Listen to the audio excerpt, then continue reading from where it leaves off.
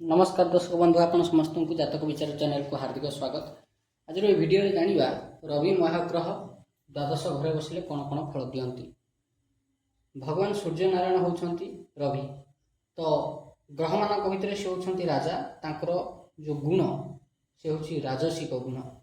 यदि आम वर्ण कथा देखिबा तेबे भगवान सूर्य नारायण होउछंती क्षत्रिय वर्णीय, याकर वर्ण होउछि क्षत्रिय। मंगल रवि ये दुहिंकर वर्ण होउछि क्षत्रिय। चंद्र बुध ये दी जनकर वर्ण होउछि वैश्य। बृहस्पति शुक्र ये दी जनकर वर्ण होउछि ब्राह्मण। शनि राहु केतु ये तीन जनकर वर्ण होउछि शूद्र। आम जदि देखिबा रवि महाग्रहंकर प्रिय रंग से होउछि लाल।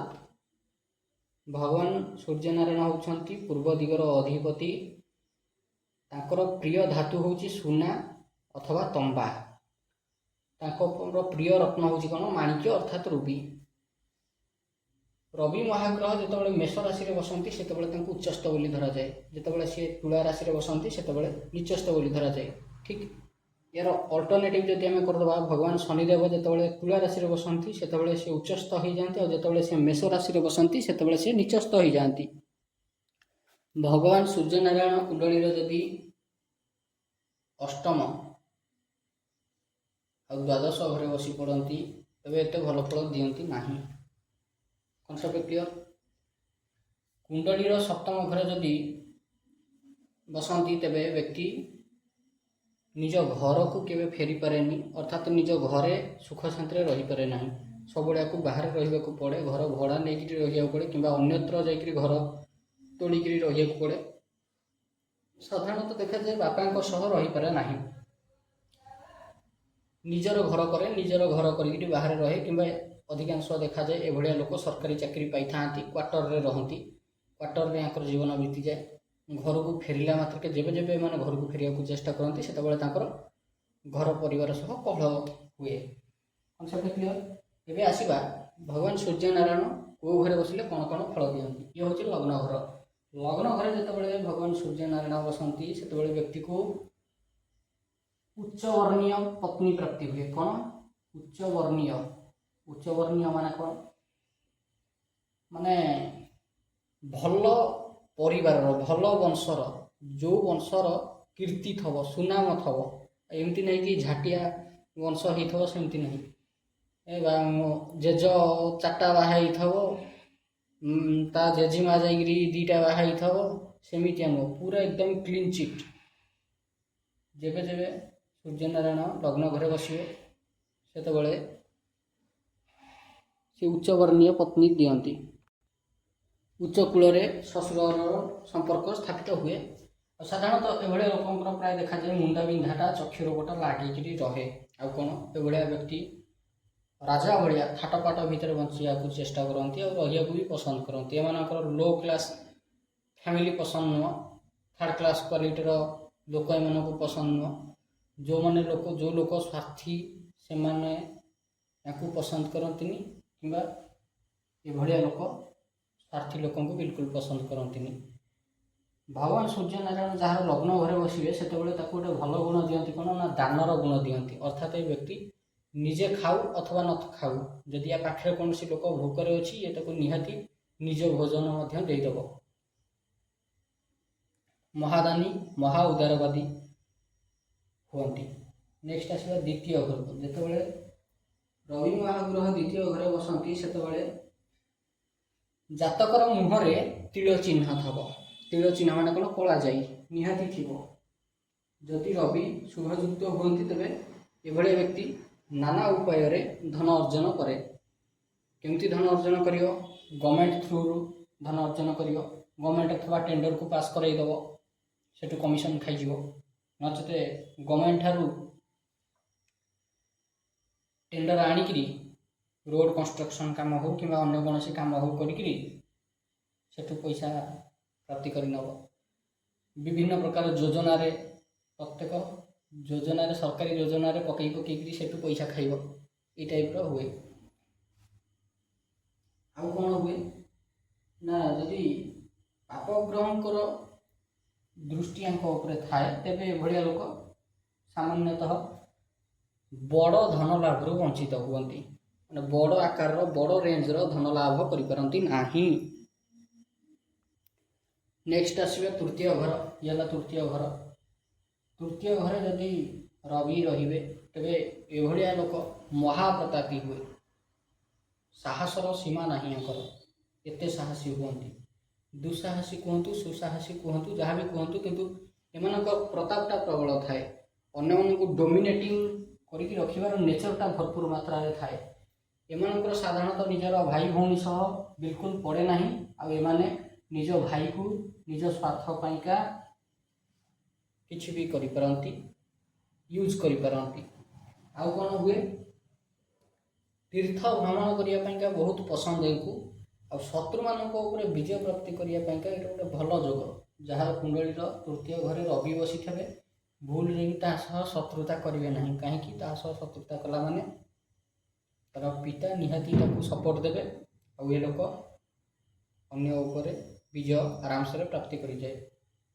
नेक्स्ट आसवा चतुर्थ घर जिते चतुर्थ घरे बसंती से व्यक्ति राज्य निज राज्य धन अर्जन करेंगे अर्थात या बाहर विदेश को जीवाक पड़े ना निज निज गाँ भितर रहीकि निज निज सहर भितर रहीकि किसी गोटे धंदा करिकरी निज निजर पेट पोषे तथा निज कुटुंबर पेट पोषे अर्थात निज राज्य निजे धन अर्जन करनिए बाहर को जीवाक एक पड़े ना। आ कौन हुए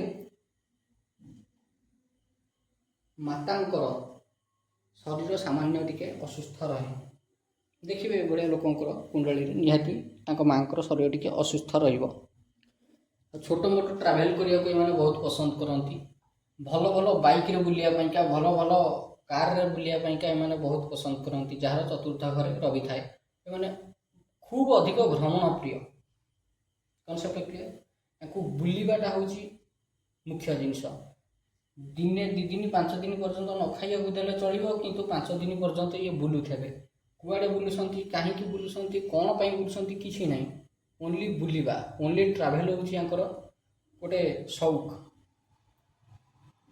साधारणतः देखिए जहाँ कुंडली चतुर्थ घरे रवि बसते एभलिया लोक चेस खेल में बहुत भल माहिर हुअन्ति। नेक्स्ट हूँ कौन पंचम घर जिते पंचम घरे रवि बसंती सेतबले व्यक्तिर पुत्र संतान हुए किंतु प्रथम संतानर हानि हबार यथेष्ट चांस थाए।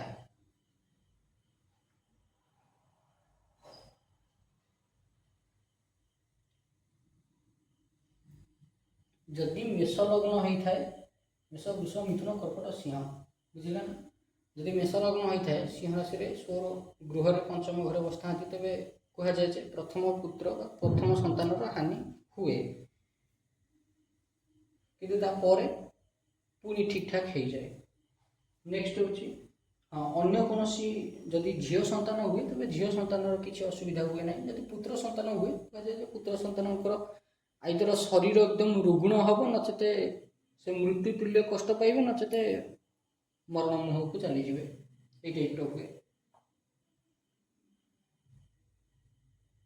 तो देखा जाए जे स्त्री लोकंर जदि कुंडली रे जिनसटा थाए तेबे तांकर फास्ट प्रेगनेंसीटा कनसीव हो पारे स्टेबल हो पारे अर्थात कहींपर तांकर गर्भपात हुए बोली।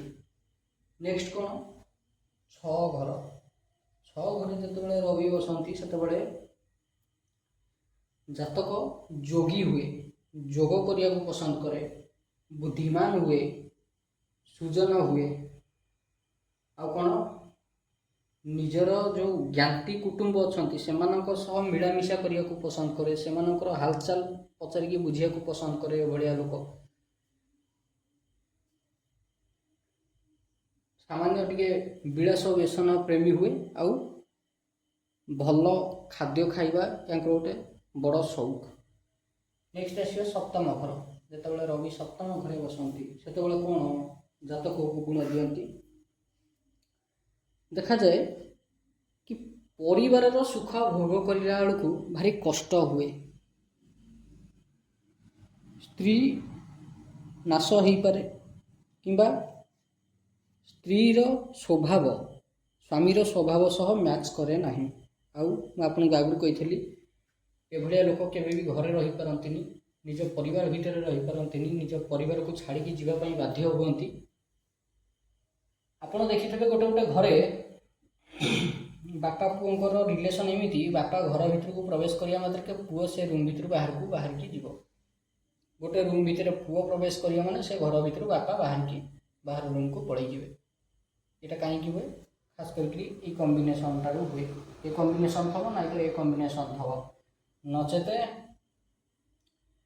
ଏଇ କମ୍ବିନେସନ୍ଟା ଥବ। କାହିଁକି? କାରଣ ଏଠୁ ନବମ ଘରକୁ ଦୃଷ୍ଟି ପଡ଼ିବ, ଏଠୁ ଲଗ୍ନ ଘରକୁ ଦୃଷ୍ଟି ପଡ଼ିବ, ଲଗ୍ନ ଘରୁ ସପ୍ତମ ଘରକୁ ଦୃଷ୍ଟି ପଡ଼ିବ। Concept clear? ଆଉ କ'ଣ ହୁଏ?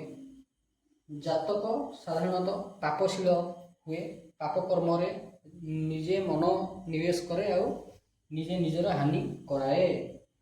ଆଉ କ'ଣ ହୁଏ?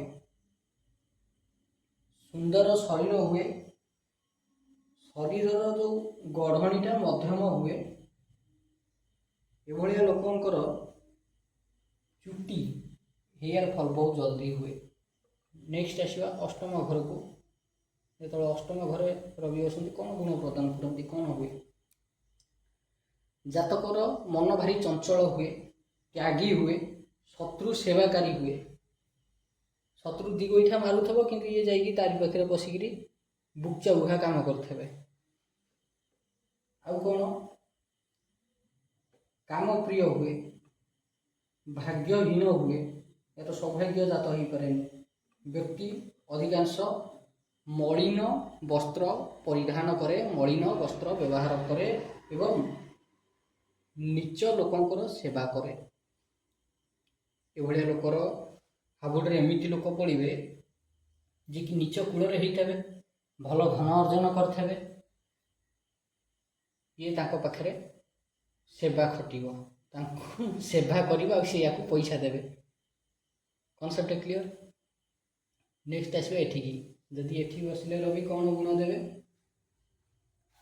ଜାତକର ପୁଣ୍ୟ ଆଉ ଭାଗ୍ୟର ବିନାଶ ହୁଏ। ଯଦି ମେଷ ରାଶି କିମ୍ବା ସିଂହ ରାଶି ଏ ଜାଗା ଉପରେ ପଡ଼େ ତେବେ ଭାଗ୍ୟ ପୁଣ୍ୟ ଉଭୟରେ ବୃଦ୍ଧି ହେବ। ଏ ଦୁଇଟାକ ରାଶିକି ଛାଡ଼ିକି ବାକି ଯେକୌଣସି ରାଶି ପଡ଼ିବ ଏଠି ତେବେ ପୁଣ୍ୟର ମଧ୍ୟ ହାନି ହେବ, ଭାଗ୍ୟର ମଧ୍ୟ ହାନି ହେବ। ନେକ୍ସଟ ଆସିବା କ'ଣ? ଦଶମ ଘରକୁ। ସାଧାରଣତଃ ଏଇ ଘରଟା ବହୁତ ଭଲ ଘରଟା। ଏଠି ବସିଥିବା ରବି ସାଧାରଣତଃ ରାଜ ପଦବୀ ଦେଇପାରନ୍ତି। ଯଦି ତାଙ୍କର ମହାଦଶା ଅନ୍ତର୍ଦଶା ଚାଲିଲା ତେବେ ରାଜ ପଦବୀ, ରାଜ ଚାକିରି ଅର୍ଥାତ୍ ଗଭର୍ଣ୍ଣମେଣ୍ଟ ଚାକିରି, ସରକାର ଚାକିରି ଦେଇପାରନ୍ତି। ଆଉ କ'ଣ ହୁଏ? ବହୁତ ଧନଯୁକ୍ତ ହୁଏ, ଦାନଶୀଳ ହୁଏ, ସମାଜରେ ମାନ୍ୟଗଣ୍ୟ ବ୍ୟକ୍ତି ରୂପରେ ପରିଚିତ ହୁଏ, ଅଳ୍ପାହାରୀ ହୁଏ, ଖାଦ୍ୟଟାକୁ ଖୁବ୍ କମ୍ ଖାଇବାକୁ ପସନ୍ଦ କରେ କିନ୍ତୁ ଭଲ ଖାଇବ, ଅଳ୍ପ ଖାଇବି ଭଲ ଖାଇବି, ଏଇଭଳିଆ ନେଚର ଏମାନଙ୍କର ରହିଥିବ। ଆଉ କ'ଣ ହୁଏ? ଏଭଳିଆ ଲୋକ ନିଜର ରାଜ୍ୟର, ନିଜ କୁଳର ଉତ୍ଥାନ ପାଇଁକା ଅନେକ ଯାଗଯଜ୍ଞରେ ନିଜର ଧନକୁ ଖର୍ଚ୍ଚ କରନ୍ତି। Concept clear? ନେକ୍ସଟ ଆସିବା ଏଠିକି ଏକାଦଶ ଘରେ। ଯେତେବେଳେ ଏକାଦଶ ଘରେ ବସିବେ ସେତେବେଳେ ଜାତକ ନୃତ୍ୟ ଅନୁରାଗୀ ହୁଏ।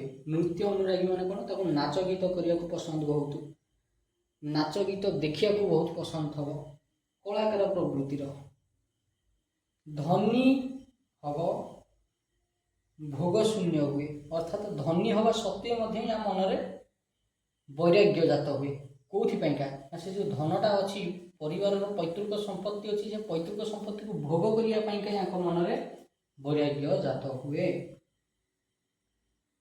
ଏମାନଙ୍କର ଶରୀର କ୍ଷୀଣକାୟ ହୁଏ, ଏମାନେ ନିଜ ସ୍ତ୍ରୀର ଗୋଲାମ ହେଇଯାଆନ୍ତି କିମ୍ବା ନିଜ ସ୍ୱାମୀର ଗୋଲାମ ହେଇଯାଆନ୍ତି।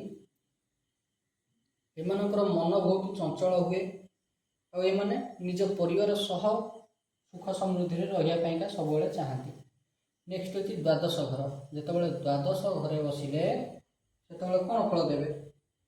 ବ୍ୟକ୍ତିର ବାଣୀ ଦୋଷ ଦେଖାଦିଏ, ଭଲ ଆଗରେ କଥା କହିପାରେନି, ଖନେଇକିରି କଥା କହେ, କିମ୍ବା ସାମ୍ନାସାମ୍ନି ଯଦି କିଛି ଯୁକ୍ତି ତର୍କ ହେଲା ସେଠି ଏ ନୀରବ ରହିଯିବେ, ପଛରେ ଭାବିକି ଏଇଆ କହିଥିଲେ ଭଲ ହେଇଥାନ୍ତା, ସେଇଆ କହିଥିଲେ ଭଲ ହେଇଥାନ୍ତା। ବୁଝିଲେ କି? ଅତ୍ୟଧିକ କାମାସକ୍ତ ଲୋକ ଗୁଡ଼ାକ। ତାପରେ ଏମାନଙ୍କର ଜଙ୍ଘର ରୋଗ ଲାଗିକିରି ରହେ, ହାଡ଼ ସମ୍ବନ୍ଧୀୟ ରୋଗ ଲାଗିକିରି ରହେ, ଆଉ ସାଧାରଣତଃ ଏମାନେ ଭୟାଳୁ ପ୍ରକୃତିର ହେଇଥାନ୍ତି। Concept clear? ଆଶା କରୁଛି ଆପଣଙ୍କୁ ଭିଡ଼ିଓଟି ଭଲ ଲାଗିଥିବ। ଯଦି ଭିଡ଼ିଓଟି ଭଲ ଲାଗିଛି ଏଭଳି ଭିଡ଼ିଓ ଦେଖିବା ପାଇଁ ଆପଣ ଆମ ଚ୍ୟାନେଲ୍ ଜାତକ ବିଚାରକୁ ନିହାତି ସବସ୍କ୍ରାଇବ୍ କରନ୍ତୁ। ଧନ୍ୟବାଦ।